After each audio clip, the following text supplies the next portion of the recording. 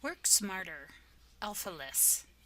For some reason today, I have been using the following shortcut often. If you get to a list where the items are listed alphabetically, there is a shortcut to get down to, let's say, the T's.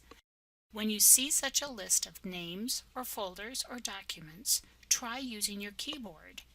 Type T and it will take you down to the first item whose name begins with a T. In the following example of the W drive, to get to LTS, I first must click in the white space to the right and then type L to get to the first item in the L section. If I want to hit the LTS folder the first time, I type LTS. Remember, anytime you are doing an action over and over, someone has thought of a shortcut. I hear Google search. Make this shortcut work for you.